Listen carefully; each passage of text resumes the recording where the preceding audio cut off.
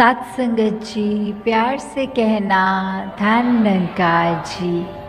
संतों ने युगों युगों से जो बात कही है कि कैसे अपने जीवन को सुधारा जाए, कौन सा वो रास्ता अपनाया जाए जो हमको मनुष्य हैं तो मनुष्य के गुण हों वो दर्शाता रहे, वो उस रास्ते पे चलते रहें। क्योंकि इस संसार में तो हर एक रंग है, हर एक रास्ता है, ठीक मार्ग भी है और गलत मार्ग भी है। तो कैसे हमने हमेशा वो संतों के द्वारा दिखाया हुआ एक रास्ता जो कि हमें मनुष्य बनाता है असली रूप में, जो प्यार करना सिखाता है, नफ़रत को दिल से दूर करना सिखाता है, जो सिर्फ एक अपने अहंकार को छोड़कर एक नम्रता की बात करने वाली है, वो है एक दूसरे का सहारा बनना है, एक दूसरे की टांग नहीं खींचनी, ये वाला रास्ता। कैसे किसी को सुख पहुंचाने की कोशिश करनी है, उसको दुख नहीं देना, उसके दुखों पे हंसना नहीं है। तो ऐसी बातें और जो अहम बात कि कैसे हम इस जीवन में आए हैं, तो ये सांसें तो हमारे कुछ सालों के लिए ही है, शरीर कुछ सालों के लिए ही है। तो कैसे जीते जी हमने ये शरीर का पूरा फ़ायदा उठाना है, ये सांसों की लड़ियाँ जब तक हैं उसी टाइम ये पॉसिबल है कि हम अपने असली रूप को जान पाएँ। क्योंकि हम आए तो इस शरीर में हैं पर हम शरीर नहीं हैं। ये आत्मा तो शरीर से काफ़ी एक ज़्यादा लंबी यात्रा की चीज़ है, शरीर ने तो साथ जल्दी छोड़ देना है। तो कैसे हम जब आए हैं इस संसार में तो इस परमात्मा की प्राप्ति कर लें, इस निराकार को जान लें कि जो आत्मा हमारे शरीर में है वही अंग संग भी है, वो परमात्मा का अंश ही है। तो हम जब इस परमात्मा की पहचान कर लेते हैं तो फिर उसके एहसास में हर एक कार्य जो जीवन भर करेंगे वो सही कार्य ही होगा। क्योंकि फिर हमको वो एहसास है कि हम जानबूझ के कुछ भी गलत नहीं कर सकते, ये परमात्मा अंग संग है, ये सही मार्ग पे रहने वाले बात, हमें पूरे संसार का उद्धार करने वाली बात, अपना उद्धार से शुरू करके कि हमने अपना सुधार करना है। हमारे अंदर जितनी भी खामियां हैं उनको प्रतिदिन कोशिश करके वो गलत आदतें, वो गलत गुण उनको निकालने हैं जीवन से और अच्छे गुणों को अपनाना है। तो एक उदाहरण भी उस तरह से आता है कि कैसे हम एक इंटेंशन की जो बात होती है कि सिचुएशन तो हर एक की हर समय कैसी परिस्थितियां जीवन भर में अलग अलग आती रहेंगी, कभी सुख का समय है तो कभी दुख आएगा। ये तो कुछ ऐसा है नहीं कि सुख है तो जीवन काल भर सुख मिलेगा या दुख है तो जीवन काल भर दुख मिलेगा। तो जब हमारे पास क्या परिस्थिति है, हमें क्या अपना रिएक्शन बनाना है, हमने अपनी इस विवेक बुद्धि से, अपनी चेतनता से, इस प्रभु परमात्मा के सहारे से क्या कार्य करना है जो बुरी विपरीत परिस्थितियों में भी हमें एक ठीक रख सके, ठीक मार्ग पे रह सकें। तो वो उदाहरण है कि एक चाकू जो है वो अपने आप में उसका कार्य तो सिर्फ काटना है,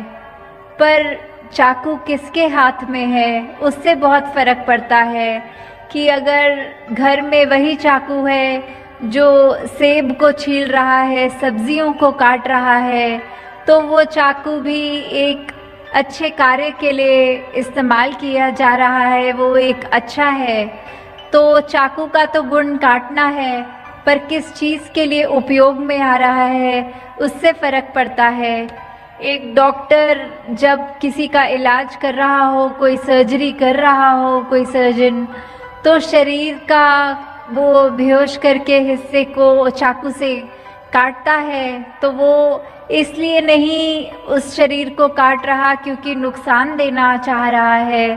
पर इसलिए क्योंकि वो शरीर के अंदर जो दिक्कत है उसको उस डॉक्टर ने सही करना है और उसके बाद टांके लगा के वो शरीर को वापस जोड़ना है। तो उस समय भी वो चाकू एक अच्छे कार्य के लिए उपयोग में आया। और दूसरी तरफ अगर हम देखें कि चोरों को, लुटेरों को, वो भी अपने हाथ में चाकू रखते हैं, पर उनका कार्य तो सिर्फ हर एक को कष्ट पहुंचाना है, औरों की चीज़ों को हड़पना है। तो इसमें दोष चाकू का कुछ नहीं है, चाकू किसके हाथ में है, वो उस चाकू से क्या प्रयोग कर रहा है। तो ऐसे ही हम चाहें तो अपने जीवन में हर अपनी परिस्थिति जो हमारे अनुसार नहीं है उसको कोस लें, या फिर उस परिस्थिति में भी हम इस परमात्मा, इस मालिक का शुक्रिया करें कि बहुत अच्छी परिस्थिति दी है। तो वो एक हमारा दूसरे के साथ रवैया, एक हमने किस कदर एक दूसरे इंसान के साथ पेश आना है, वो फिर हमारे अंदर ही है। वो फिर परिस्थिति की मोहताज नहीं कि ऐसे ही एक बार और उदाहरण है कि अगर एक किश्ती में कश्ती चलाने वाले ने आंखें बंद कर ली हों तो वो कश्ती सामने पत्थर से टकराती है और उस समय वो चलाने वाला अपनी आंख क्रोध में खोलकर कि मुझे किसने टक्कर मारी, मैं उस व्यक्ति के आगे कुछ उसको गुस्सा करूं, उसको डांटूं कि ठीक से अपनी कश्ती सामने वाला चलाए। पर जब वो आंख खोल के देख रहा है तो किसी ने उसकी कश्ती को नहीं मारा होता, वो कश्ती खुद जाके पत्थरों से टकराई होती है। तो फिर बात वही है कि वो क्रोध उस इंसान के अंदर था, परिस्थिति ने नहीं उसको क्रोधित किया, पर वो उसको अंदर ही ऐसे क्रोध था कि किसी इंसान द्वारा कोई कष्ट नहीं भी हुआ तो भी उसने आंख खोलने से पहले वो ध्यान बना लिया कि आगे वाले इंसान की ही ज़रूर गलती होगी, अपनी आंखें बंद थी। ये चीज़, इस बात पे तो उस व्यक्ति ने ध्यान नहीं दिया। तो कैसे हमें हर परिस्थिति में ये याद रखना है कि परिस्थिति बाहर की जैसी भी है, अपने मन के अंदर हमने एक समान रहना है, सहज रहना है कि जैसी भी हो परिस्थिति, एक सी हो मनस्थिति। तो मन के भाव हमारे कब स्थिर हो सकते हैं, उतार चढ़ाव से हटकर कैसे हमने एक वो अवस्था प्राप्त करनी है, वो तो फिर बस इस प्रभु परमात्मा, इस मालिक, इस ईश्वर, इस निरंकार के आश्रय ही होगा। जब इसकी जानकारी हो गई तो फिर इसके साथ जुड़कर सुमिरन में सेवा करते हुए, सुमिरन सत्संग करते हुए, तो ही ये हमारा रिश्ता इस निराकार के साथ और गहरा बनेगा। तो हम जब ये सब बातें समझ लेंगे कि हर इंसान में ही अपना ही रूप है, वो आईने वाली बात कि कैसे हम अगर हर एक में अपने आप को ऐसे देखें कि आईना देख रहे हों, और फिर उसी तरफ अगर आईने के बारे में सोचा जाए तो आईने का काम क्या होता है, वो हमको अपना दर्शाता है अपने आप को। तो हम अगर ये सोचें कि अगर मान लीजिए आईना हमारे शरीर की या हमारे चेहरे की सुंदरता ना दर्शाता हो, पर आईना सामने रख के ये देखें कि हमारे मन को दर्शाता हो, तो हमें पता लगे कि हम कितना सही हैं, कितना गलत हैं। क्योंकि फिर वो आईना देखने के बाद तो शायद हम अपने आप को भी ना पहचान पाएं कि हम क्या कार्य कर रहे हैं, क्या मनुष्यों को जो करना है वो हम कर रहे हैं कि नहीं कर रहे। तो कैसे अपने आप का ये सामना करने वाली बात, अपने आप पर वो एक इंट्रोस्पेक्शन करना, अपने किए कर्मों पर सोच विचार कर एक बुद्धि के द्वारा कि कैसे हम सही चीज़ कर भी रहे हैं कि नहीं, तो वो कार्य जहाँ जीवन में बहुत महत्वपूर्ण है कि सही मार्ग पे ही हमेशा रहें। और साथ ही हर इंसान जो हमारे संपर्क में है या फिर पूरे जहान में जहाँ जहाँ बसते हैं, उनका पहना खाना, उनका एक आदतें, कल्चर, वो दिखने में कैसे हैं, वो किस देश के हैं, ये सब चीज़ें अगर हम उस तरह देखें कि ये व्यक्ति मुझसे अलग है तो इससे नफरत करनी है, तो वो कार्य भी शोभा नहीं देता। हमें हर एक से प्यार करना है, चाहे वो कैसे भी हों, क्योंकि वही परमात्मा उनके अंदर भी है जो हमारे अंदर है। तो अगर हम अपने आप से इतना प्यार करते हैं तो उनसे भी वो करना है, क्योंकि ये पिता एक है हम सबका। तो वही एक शायर ने भी इसी बात को ऐसे कहा है कि चमन में एक तिलाते रंगबूझ से बात बनती है, हम ही हम हैं तो क्या हम हैं, तुम ही तुम हो तो क्या तुम हो। कि अगर हम सिर्फ अपने जैसे ही दिखने वालों को या अपने जैसी बिलीव्स रखने वालों को ही श्रेष्ठ मान लें और सारा संसार उसी से भर जाए,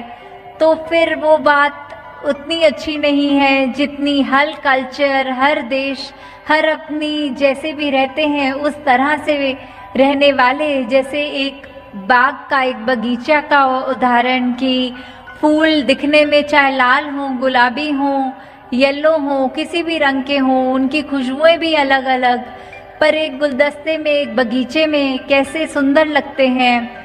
वो बात सिर्फ ये नहीं कि हर एक फूल को एक समान होना है, एक ही खुशबू देनी है। वो हर फूल अपने आप में अलग दिखता है, वो अलग अलग मिट्टी में उसकी उपज अच्छी होती है, खुशबू भी अलग है, तो फिर भी वो एक खूबसूरती ही है। ऐसे ही इस संसार में यूनिटी इन डाइवर्सिटी की बात, वो हर एक व्यक्ति चाहे वो अपने स्वभाव से अलग है, दिखने में अलग है, पर वो है अपना ही। तो हम जितना इस एकत्व के साथ जुड़े, इस एक तत्व, इस परमात्मा के साथ, तो उतना ही ये पूरा संसार भी प्यारा लगने लगता है। फिर एक हमारे मन में किसी के लिए घृणा नहीं आती, हर एक के लिए मन में सिर्फ प्यार रहता है। तो दासी और समा नहीं लेगी। इन्हीं शब्दों से ये आपके चरणों में बात रखते हुए कि कैसे हमने इस निरंकार, इस परमात्मा की पहचान जो करनी है, अगर है जीवन में वो पहचान तो मुबारक है, नहीं तो ये खुद ही सोच लें कि जितना जीना है उतने ही श्वास हैं और उसी में ही अपॉर्चुनिटी है इसको जानने के लिए। और ये कोई भी वेद ग्रंथ उठा के भी देख लें तो हर जगह बात यही लिखी है, किसी भी होली स्क्रिप्चर में, कि इस परमात्मा को जाना जा सकता है। तो आज भी वो अपॉर्चुनिटी इस सत्संग के बाद है, जो आप सब कोई अपने हिस्से लेना चाहें तो इस परमात्मा की जानकारी के बाद इसके ऊपर आस्था रखते हुए जब इसके साथ एक में खो के विश्वास के साथ अपने जीवन की यात्रा चालू करेंगे तो ही उस यात्रा में एक वो भक्ति भरी जो जीवन होती है, क्योंकि भक्ति कोई सिर्फ एक कार्य का नाम नहीं है, भक्ति एक अवस्था है, एक जीने का सलीका है, एक तरीका है जिससे जीवन को जिया जाए। तो हम इस भक्ति भरी जिंदगी में कैसे जिएं, उस चीज़ का एहसास करते हुए ताउम्र अपना ये जीवन को खुशनुमा बन के निभाएं। ये ज़िंदगी में ये जब अब तक हमारा जीवन है,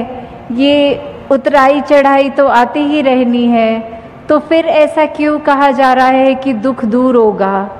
ये सिर्फ इसलिए कि ये जब हमें ब्रह्म ज्ञान मिल जाता है, हमें अपना असली पहचान अपनी समझ आ जाती है, ये प्रभु परमात्मा निरंकार हमारे चारों ओर है, ये एहसास हर पल जब रहता है,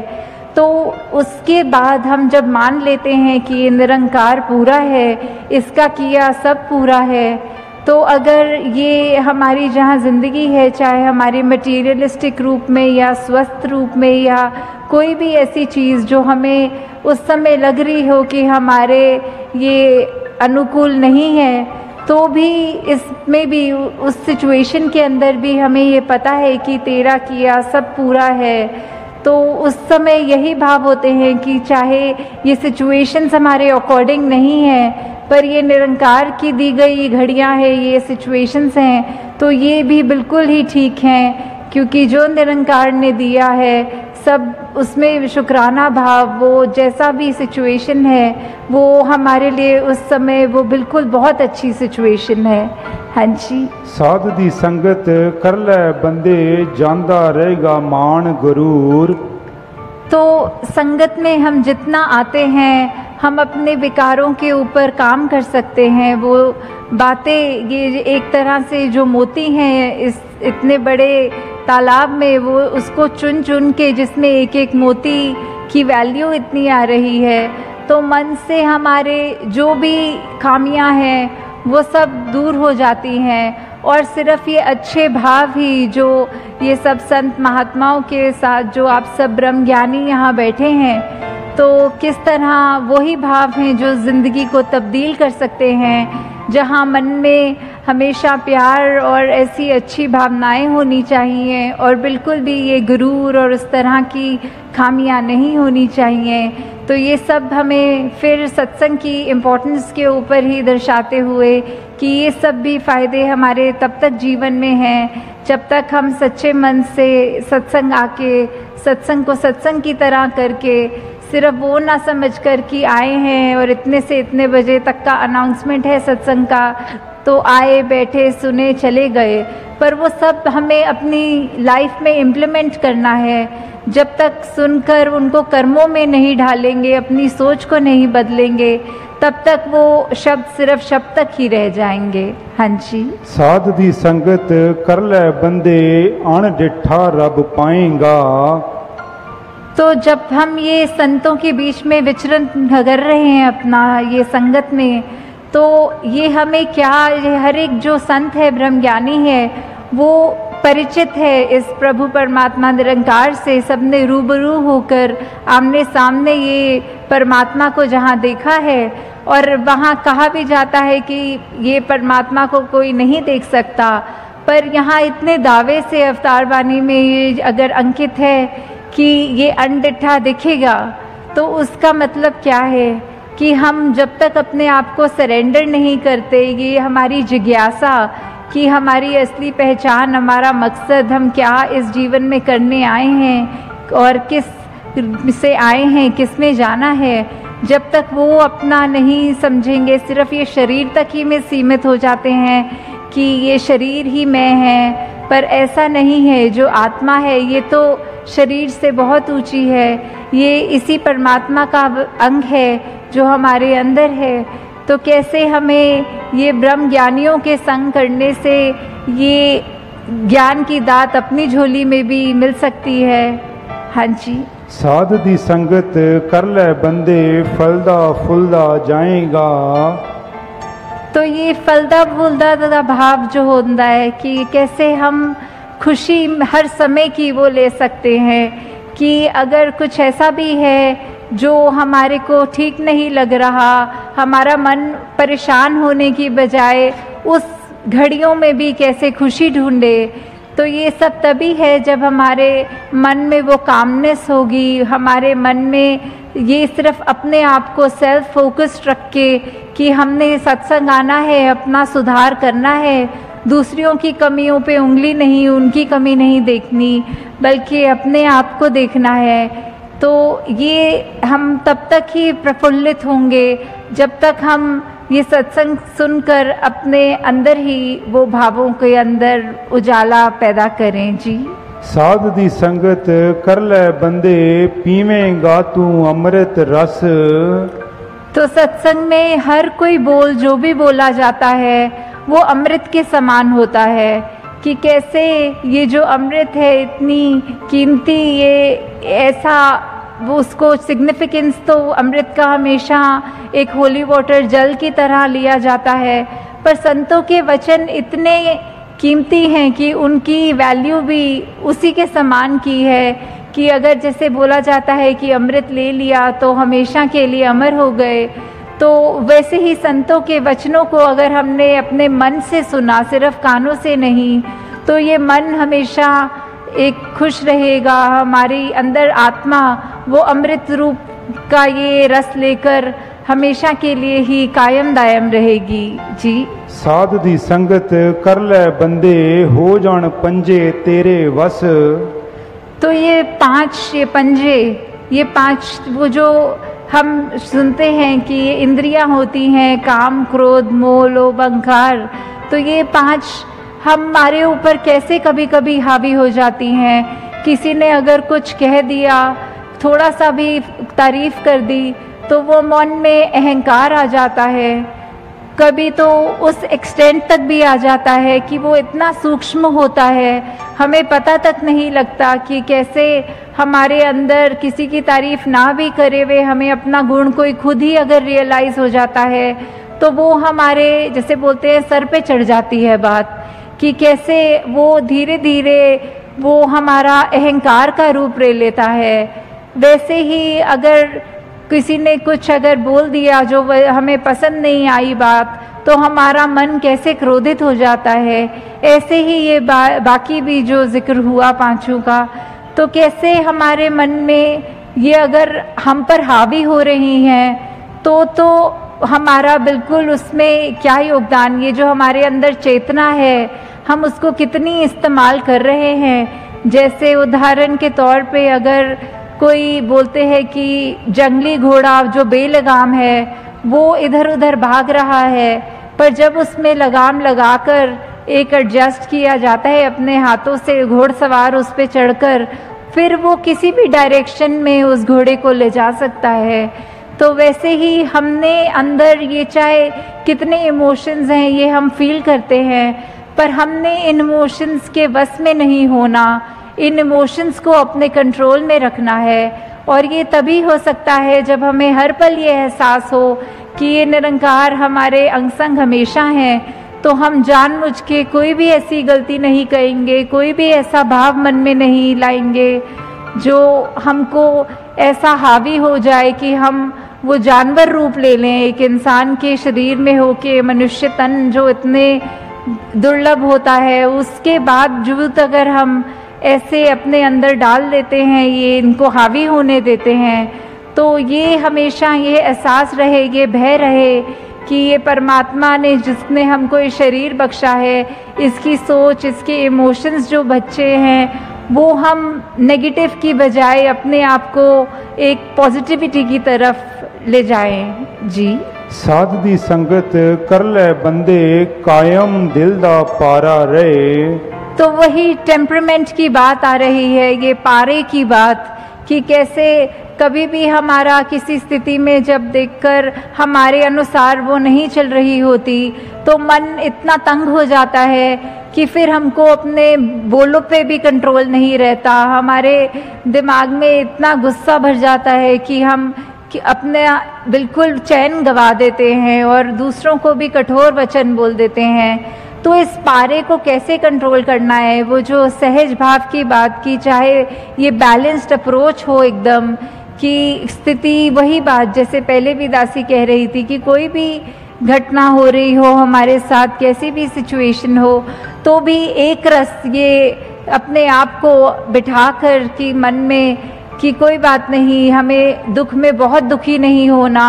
और सुख में बहुत खुशी नहीं लेनी। तो किस तरह ये अपने आप को कंट्रोल की बात नहीं है, ये वो अवस्था का जिक्र हो रहा है कि सहजता, जैसे एक नदी है, वो अपने आगे अगर पत्थर भी आ रहे हैं तो अपने आप को ऐसे वो पानी टर्न कर लेता है कि ऑब्स्ट्रक्शंस हैं, पर पता है कि बहना तो नीचे की तरफ ही है, ये विनम्र होकर बहना है, वो उसका एक पाथ है। तो वो उस कठिनाई देखकर उस पे वो नहीं कहना कि अब आगे एक रुकावट है, इतना बड़ा पत्थर है, तो अपने आप को मोल्ड करना, वो बात की सहज अवस्था का जिक्र कि ये कैसे हमने कुछ भी हो अपने आप को ये इस तरफ इंक्लिनेशन नहीं रहनी कि हमारे को नेगेटिव होना है, बल्कि कोई दूसरा सोल्यूशन देख के अपने रिएक्शंस को चैनलाइज करके एक पॉजिटिविटी की तरफ आना है। हाँ जी। अवतार मिले जे साधु पूरा मन ना ए आवारा रहे। तो कैसे ये जो मन की अवस्था की बात है कि कैसे हम पल पल में हमारा मन भटकता रहता है। कभी हम अगर कहीं होते हैं, काफ़ी लोग, कभी हम अपने घर परिवार में भी किसी से बात करते हैं तो एकदम बात करते करते ख्याल ही कहीं और चला जाता है और फिर एकदम ऐसे झटका लगता है जब अगर कोई पूछता है कि आप सुन भी रहे हो मेरी बात की नहीं, तो एकदम पता लगता है कि हम चाहे फिजिकली उस कमरे में हैं, उस व्यक्ति से बात कर रहे हैं, पर हमारा ध्यान भटक गया, हम कहीं और ही अपने वो चले गए। तो ऐसे ही ये जो मन है ये भी किसी भी डायरेक्शन में कभी कहीं पे जब होता है तो कुछ और सोचने लगता है, कुछ और करने लगता है। ये वो चैन, ये सुकून उस समय उस मन से वो गायब होता है। तो कैसे सत्संग के माध्यम से ये साधु का जो संग है, आप सब महात्मा जो इतने उस कोटि के हैं उच्च, तो ये निरंकार सबके अंदर जहाँ बस रहा है, जब हम जितने ज़्यादा इंटरैक्शंस अपने, जैसे बोलते हैं संगत का असर, ये संगत से हमने ग्रहण करनी है पॉजिटिविटी और वहीं से हमने अपने मन को भी काबू में रखना है। क्योंकि जब तक हम अपने मन पे काबू रख रहे हैं, अपने सोच विचार को ठीक रख रहे हैं, तभी हमारे आत्मा पे भी उसका वही इम्पैक्ट आना है। तो हमने अपने मन को उस तरह कभी आवारा नहीं होने देना और इस तरह के अपने आप को वो भाव रखने हैं कि चाहे जो भी हो हमारे साथ, हमें सिर्फ और सिर्फ ये रखकर मन में कि हमारे को अपनी असली पहचान मिल गई, हमारे अंदर जो गुण हैं, जो सदैव से इस निरंकारी मिशन की आज जहाँ 90 वर्ष भी हो गए हैं, तो वो जो एक भाव है सिखाने के कि एकत्व का भाव, ये वननेस का भाव, यूनिवर्सल ब्रदरहुड का भाव, कि कैसे हमने हमारे शरीर चाहे किसी भी रंग के हैं, चाहे कहीं पे भी जन्म लिया है, तो वो एक बायसनेस नहीं आनी चाहिए। ये कोई भी ऊंचा कोई भी नीचा नहीं है, सबके अंदर वही परमात्मा है, एक ही पेडेस्ट्रियल पे हम खड़े हैं। तो कैसे हमने भेदभाव वो नहीं करने हैं, सब अपने ये परमपिता परमात्मा अपना, तो परमात्मा की सारी रचना भी उसी समान एक ही पेडेस्ट्रियल पे। तो कैसे हमने हमेशा यही भावों को कायम रखना है कि हम कोशिश करके जितना भी हो सके ये चेतनता को अपनी रखकर कि हमारे अंदर चाहे कोई भी कैसे भी भाव हो, चाहे मन उथल पुथल हो रहा हो, तो हमेशा एक स्टेबिलिटी की तरफ एक वो अप्रोच रखते हुए, वो नेगेटिविटीज़ में ड्वेल ना होते हुए, सिर्फ और सिर्फ यही देखकर कि हम जितने the more we are like God as much as we can be, जितने गॉडलीनेस अपने अंदर अपनाएं, जो गुण इस प्रभु परमात्मा के हैं, जो वही गुण हम अपने अंदर जितने भर सकें, बिकॉज़ वो बात वही आती है कि हम एक स्पिरिचुअल बीइंग्स हैं जो एक ह्यूमनली एक्सपीरियंस ले रहे हैं। तो सिर्फ ये शरीर के अंदर आके भ्रमित हो गया ये आत्मा भी कि सिर्फ शरीर तक ही ये कायम है, जबकि उसकी असली पहचान तो बहुत ही एलिवेटेड है। शरीर ने तो एक दिन ख़त्म हो जाना है, पर ये आत्मा का अपने परमात्मा से जो मिलन होता है, ये हमको इस दुनिया में रहते रहते करना है। चाहे अपनी जिम्मेवारियाँ ये आए हैं जब इस मनुष्य तन को लेकर, तो उसमें गृहस्थ भी है, उसमें कामकाज भी है, उसमें और भी जो भी जिम्मेवारियां हैं उनको तो करना ही है, रिस्पॉन्सिबिलिटीज से पीछे नहीं होना। पर साथ ही साथ ये याद रखना है कि हमारी प्रायोरिटी क्या है, ये हमने जन्म क्यों लिया है, हमने अपनी आत्मा को रिफाइन करना है। ठीक है, शरीर का जहाँ ध्यान रखना है वो तो रखना ही है कि ये परमात्मा ने जो शरीर हमको बख्शा है, तो वो चाहे एक्सरसाइज का फॉर्म करे या जैसे भी, कि हमें अपने उस तन को जितना एक्टिव रखेंगे उतना ही हम वो जस्टिस कर पाएंगे कि ये हमको मिला है बीमारियों से दूर रह के। फिर भी असल बात ये है कि आत्मा का ही ये सारा खेल है, तन ने तो एक दिन ख़त्म हो जाना है। पर जब तक हमारा ये लाइफ स्पैन है, हम क्या कर रहे हैं उस तन के साथ, क्या हम, अगर कोई कष्ट है, हम अपनी सोच विचार कैसे रख रहे हैं। ठीक है, एक रिस्पॉन्सिबिलिटी अपने शरीर की तरफ कहती है कि डॉक्टर पे चले जाओ, अपनी मेडिकेशन कराओ, पर अगर उसके बाद भी ये तकलीफ़ जारी रहती है या फिर कभी ऐसे धन की बात भी आती है कि आर्थिक वो इतनी स्टेट ठीक नहीं हो, तो भी हम अपनी मेहनत से वो गुरेज ना करें, हम मेहनत पूरी करें, डॉक्टरों पे जाएं, पर फिर भी अगर हमारा कष्ट दूर नहीं है तो उसमें हमें ये शिकवा बिल्कुल नहीं करना निरंकार से, परमात्मा से, कि हमको क्यों ऐसा कष्ट मिला, हमने ऐसा क्या किया। वो हमें शिकवा नहीं करना, सिर्फ शुक्राना करना है कि दातार, हो सकता है हमारी तबीयत और बिगड़ सकती थी, पर शुक्र है सिर्फ इस छोटे में ये तकलीफ़ काट रहे हो, इसी में ही शरीर का गुजारा हो रहा है। तो वही बात, अपने मन को भी उस तरह काबू रखना कि चाहे हम अपनी कोई खामी देखें भी तो अपने आप को इतना ना कोस लें कि एक वो डिप्रेस स्टेट में ले आएं कि हमारे अंदर तो बहुत कमियां हैं, पर वो अप्रोच रख के कि हाँ, अगर हमें समझ आ गया है कि हमें अपने लाइफ के कितने एस्पेक्ट्स पे कहाँ कहाँ काम करना है, तो धीरे धीरे एक एक गुण पकड़ के उसको अपनी ज़िंदगी में उतारें। तो दासी, आप सबका और ज़्यादा समय नहीं लेना चाहती कि सब दूर दूर से भी यात्रा करके आए हैं और घरों को भी जाना है, और अभी भी कितनी संगत है जो पंक्तियों में भी है, तो सत्संग का भी समय अब हो चुका है। तो दासी, आप सबसे यही एक कामना करते हुए, आशीर्वाद अपने लिए भी लेते हुए और सब संगत के लिए, कि ये निरंकार प्रभु परमात्मा से हमारा जो एक एहसास की बात है कि ये फीलिंग कि we are always surrounded by Nirankar, this God Almighty, whichever name we want to call it by, कि हम जिसमें भी आस्था रख रहे हों उस नाम को भी अगर लें कि वो जो शक्ति है वो हमारे साथ अंग संग है, और वो संतों ने तो युगों युगों से, चाहे कोई भी युग रहा हो, हमसे क्या चाहा है, एक इंसान होने के, एक ह्यूमन वैल्यूज़ होने के, एक इंसानी गुण